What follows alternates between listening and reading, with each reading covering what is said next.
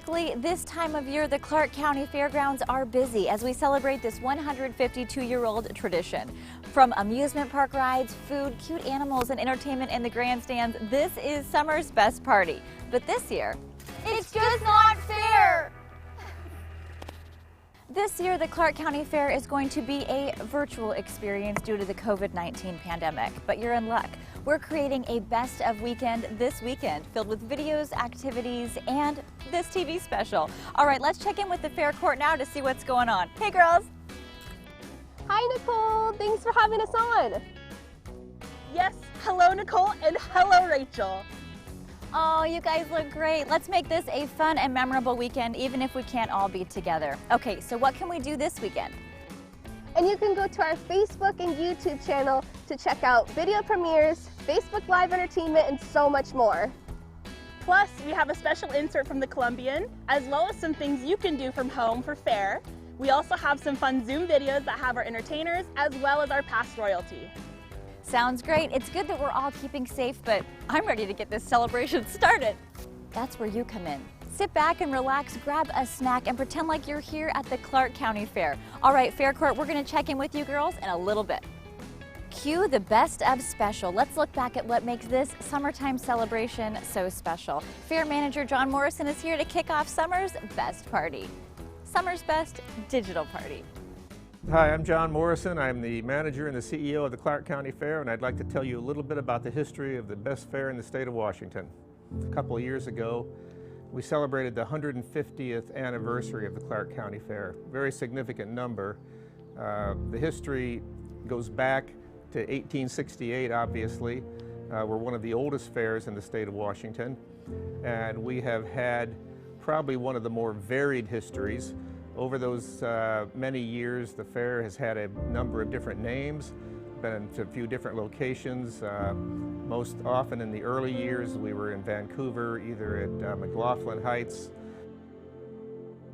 Bagley Downs, and kind of bounced back and forth until about the 1940s, when Battleground kind of became the official home of the fair.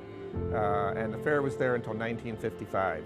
At which time a local family here very generously donated land here to the Clark County Fair Association. That was the Weinberg family, who had a farm right near to where we are. And so since 1955, the fair has been right out here in Ridgefield, and it has had success in terms of both growth and stature here in the state. And I think it's one of the fairs that anybody can be proud of.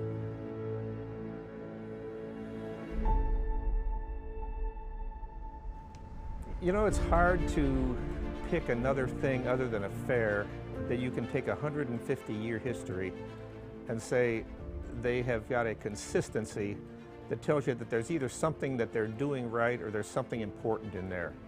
And with fairs, I think it's that there's something important in there.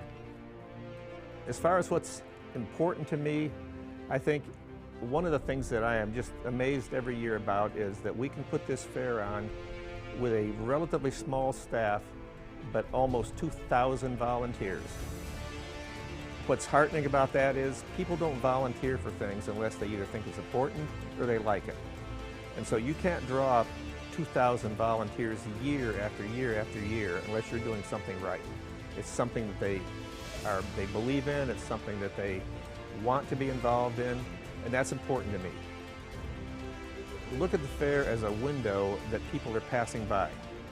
What's exciting to your 7-year-old son this year is going to be somebody else's 7-year-old son next year and next year and next year. And that's important to me, to make sure that we've got that in mind, that we are presenting something to a new audience every year, and it's got to be something that attracts them. It'd be interesting to me to know, what does the fair mean to you? And invariably, I will come away with probably the same 4 adjectives. It's the food, it's the animals, it's the carnival, or it's the shopping. And when I hear that, I realize how important it is to me to make sure that that's what the fair is. Because there are people who may come for one of those. There may be people who see it all, but their favorite thing might be the rides, it might be the animals. but everybody has something that they identify with when they come to the fair. So for me, to make the fair successful, and I've said it many times, I need to make sure that it's agricultural, and I need to make sure it's relevant. It's been something that started out, as I say, very agriculturally. As technology changed and as things became more available to the public, the fairs that were successful brought those on board and made them part of their fairs. We have obviously done that over the years. Initially, after the vegetables and the cows were all graded, things started to come along. Then as entertainment became available, that became a part of the fair. But the important thing to me is that fairs have stayed very, very consistent in that one essential quality, and that's that family environment that brings people together in like I say, in a very productive and educational way. To be honest with you, at my age, I had a little problem when advertising moved from the newspaper into the social media world. When I hear about newspaper ads, I go, oh yeah, okay, well make sure we're covering the social media side. So that's an evolution. We in the fair business need to make sure that we're aware of those changes and we recognize that audience is, yes, it's young people and it's older people, but it's a different group of young and older people that have different expectations, different measures of success, and different measures of what is a good fair. And this is a good fair. The previous segment sponsored by Fred Meyer.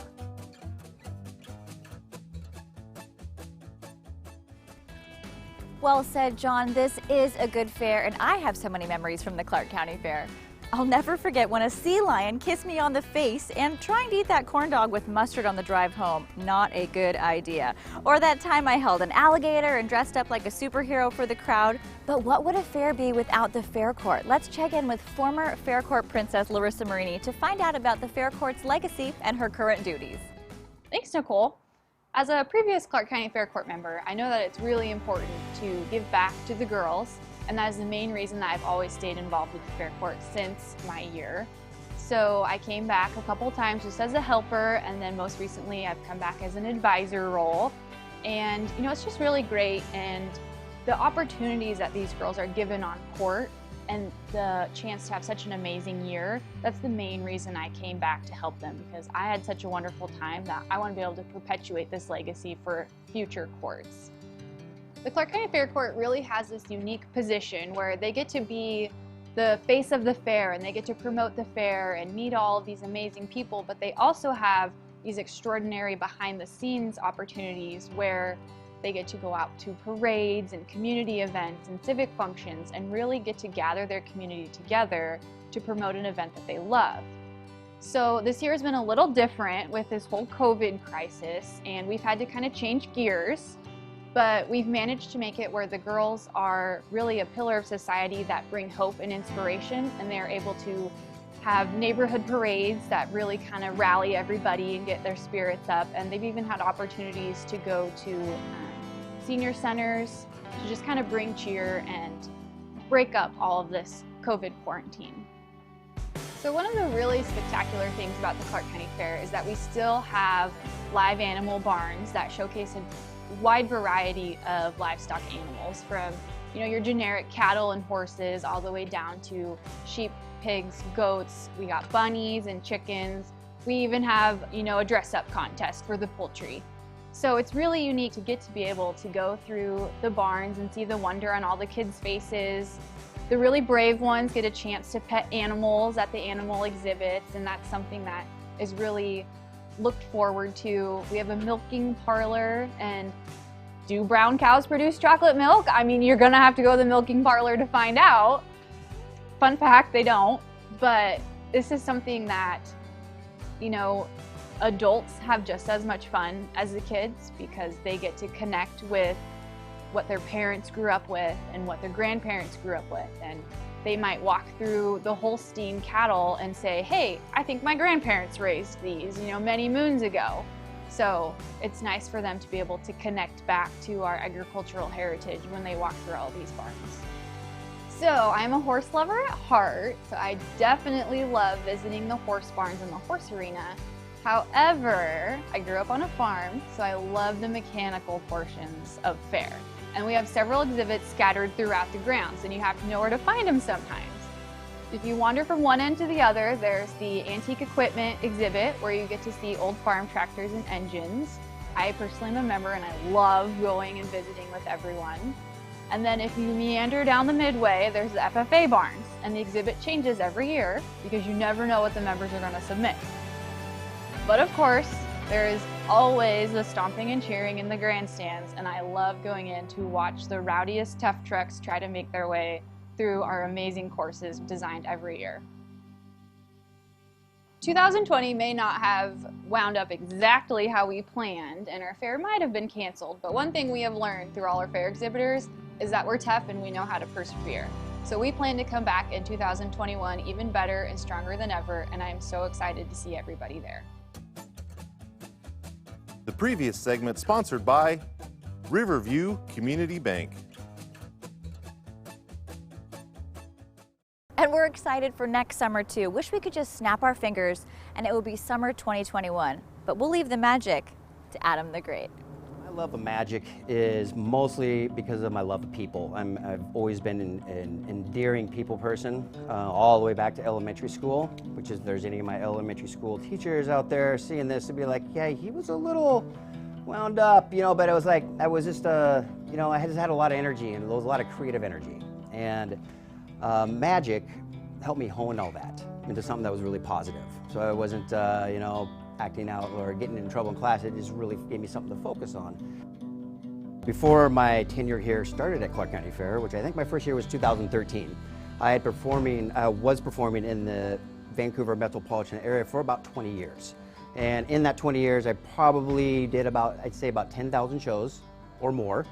And so ever since I started the Clark County Fair, every single year, pretty much every show, there is somebody that remembers me from, like, the craziest thing, from 1998. This was last year. 1998, I did a 6-year-old birthday party. Here's this guy, almost 30 years old now, with his family, watching my show. Like, it's just the neatest thing how generations after generations I get to see him. And everybody that has seen me through all these years, the last 20 years in this area, in the Clark County, recognize it, and they all come to the show, and they all come. It's almost like a homecoming. Like, it's really cool. It's really cool. The nice thing is I've worked with the likes of the Paul Isaacs, the Jerry Harrises, you know, the hypnotist here, Connie Isaac, Eric Haynes. I mean, some of these amazing entertainers. But the thing is we're actually a family. We're a family that's a close-knit family that's outside of the fair. So even though when we don't work these 10 days, we might not see each other for like 3 months, and we'll pick up right where we left off. Like, it's like we didn't even skip a beat. And, you know, we always see each other, obviously, at the conventions where we book with this work and stuff. But when we're here a lot, we're always doing like, we do like 4 shows a day, and it can be hot. And, you know, it's just nice to have somebody that knows exactly what we're going through, even though when we walk on stage, we flip the switch and we bring it. But you could be drained when you're off, but having the camaraderie of these other entertainers here can really pick you up and lift your spirits and, you know, just get you over that little hump, maybe if you're kind of hitting a wall or something. You know? So it's just, that's what it's about. Family. Fair family. Something I love performing at the Clark County Fair because I get to go home at night. Sleep in my own bed. Being a full-time fair entertainer, we spend about 6 to 7 months out on the road. So anytime you get to work in your home and go home every night, that's definitely a bonus there. Also, that my son, you know, he's local, you know, obviously, you know, with me. My son, he gets to come here and do his thing, and it's neat to see him run around. One of my favorite memories here at the Clark County Fair is not only do I do my magic shows, I'll be doing strolling magic and do stuff on stage, but I also MC some contests. And one contest that I try to grab every year is the watermelon eating contest. This is a riot. Yeah, so this is my favorite memory of that. Now, in the 4 years I did it, I wish I knew their names. I just don't know them off the top of my head, but this young gal came in second place to this guy that was a monster compared to her. She must have been 13 and he must have been in his 30s, but it was just like he just demolished her. She got in second and she was so upset. And she came back the next year, lost to him again. The 3rd year, she came back and beat this guy. I mean, took him, I don't know how she trained for this thing, but she took him down, and the look on his face of just this utter defeat by this tiny little girl was the most amazing, funny memory I remember. Hey Nicole, before we finish this interview, I got a little magic trick I want to share with you. Ever since the COVID, not 1 through 18 started, I got a no contact order from my bank, and I'm not allowed to actually go into the bank. Oh goodness, I apologize for that. That's not the trick. That was just a bank notification that my son just bought something on his Xbox. We'll deal with that later.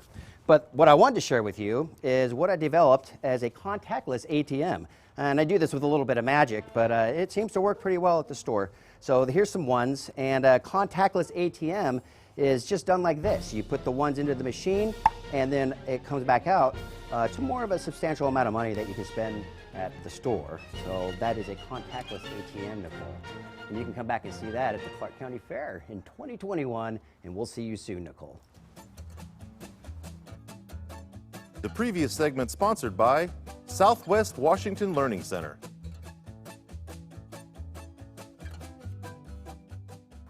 Thank you, Adam. Right on the money. And can you show me that trick before next summer? That'd be great. There is a reason why you are Adam the Great. It's a party when he's around. And when you're walking around the Clark County Fair, you'll probably recognize a familiar voice. Chris Huggett is the voice of the Clark County Fair, making announcements and making us smile. All right, he's seen it all, he's talked about it all. So what are his favorite fair memories? Hi, I'm Chris Huggett, and I'm the voice of the Clark County Fair. Best in the West, WGAS Motorsport just killing it. Bringing it to Clark County every single day.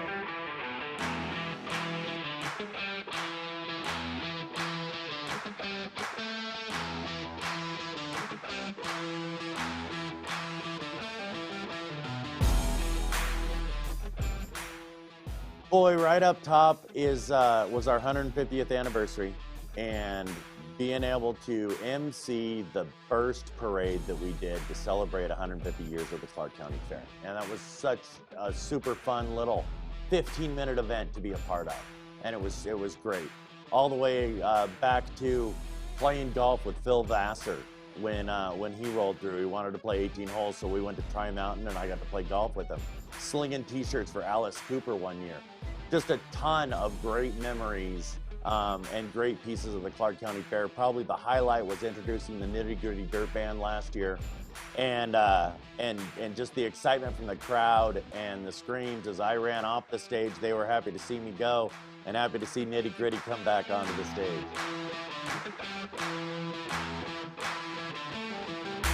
My first fair was 2003. And in 2008, I came on full-time with the Event Center and Fairgrounds, and in 2010, they offered me Voice of the Fair, and I've been doing it ever since, a decade now, of the hourly announcements that you hear on the fairgrounds, the commercials, and a lot of the intros that you see down at the grandstand. That's me.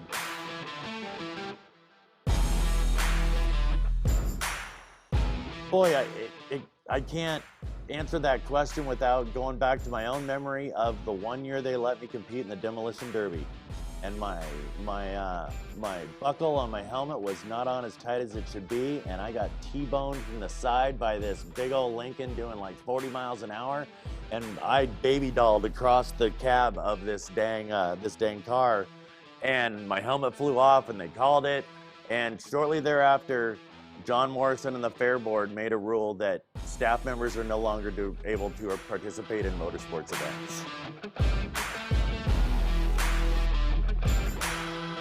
Boy, all the way back to the early 2000s, I remember Hall & Oates being here one year.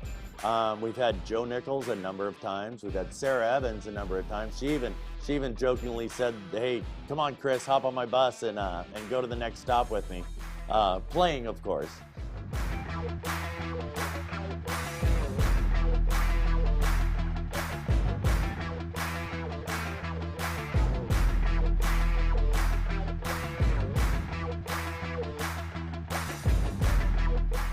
Then we did a couple years of the nights, the medieval nights, doing the jousting competitions in the grandstand, the Wild West shows there for a year or two, and then of course WGAS Motorsports and all the great motorsports they brought to us for Tough Trucks.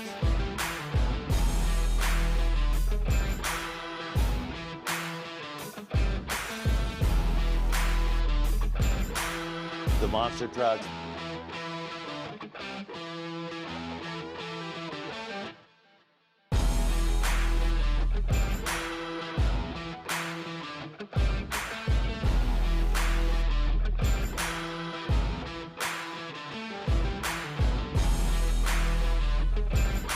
demo derby.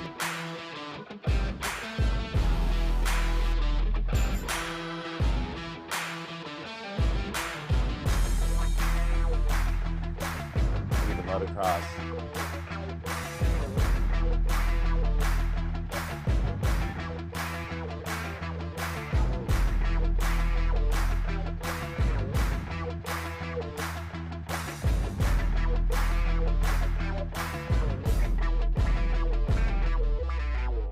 It's been a great 15, 16, 17 years.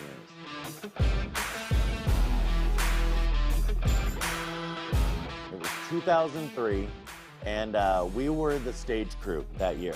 And I remember sitting up in our tent up above the Purple Gate that year, all of us just laughing uncontrollably because we were so delirious from so much work, but what a great day we had, and all the characters that we'd met at the Clark County Fair, our first year being here, all of ours first fair that we ever worked. I look forward to seeing you all at the next Clark County Fair. I'll be down on the dirt announcing your events and hopefully introducing all the big acts. And Nicole, thanks so much for having us. The previous segment sponsored by Coca-Cola.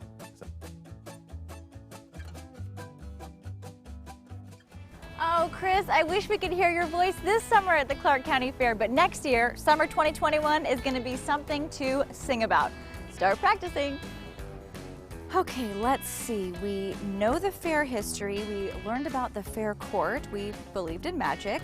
Got a behind-the-scenes look from the voice of the fair. What is next? Oh, the fair court girls. Hey, girls. That was so much fun. Thank you for having us on. And be sure to visit clarkcofair.com for more updates. And we'll see you at the 2021 Clark County Fair, Nicole. Thanks for watching, and even though we can't be at the fair together, here's wishing you a great weekend celebrating what makes the Clark County Fair so special. I'm Nicole DaCosta. Check out this great best of montage as we kick off a fabulous weekend. Please visit clarkcofair.com for more information. Stay safe, and we'll see you next year right here at the Clark County Fair.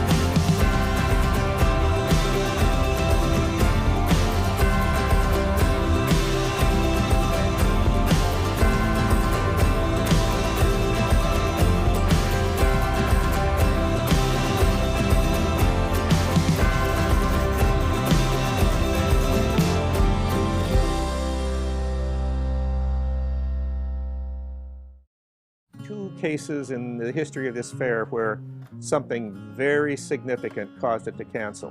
1942 during World War II and 2020 during this coronavirus. So is it a big deal when this fair cancels? It is. The number of people who emailed me and have called me and talked to me on the street tell me that was a big deal. I can't underestimate how important the fair was to those people. But then I try to take a step back and say, that is a brief point in time.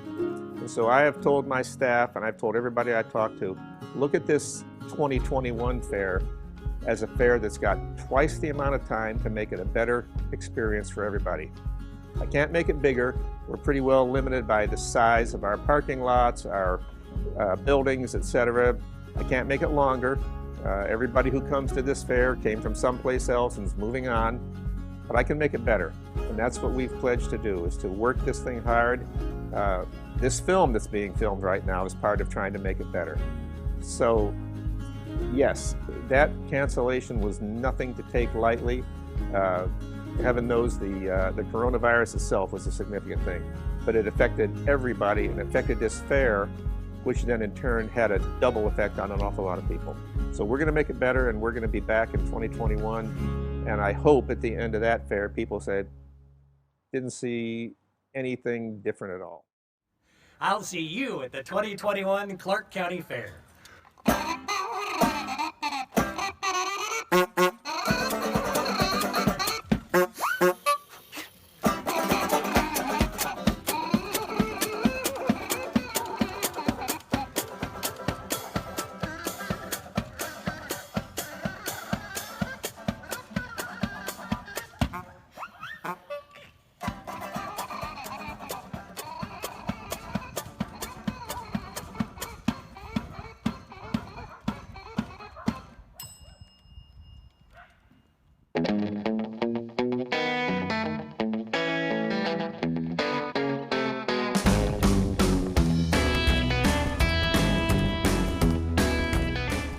Closed captioning is brought to you by People's Community Federal Credit Union.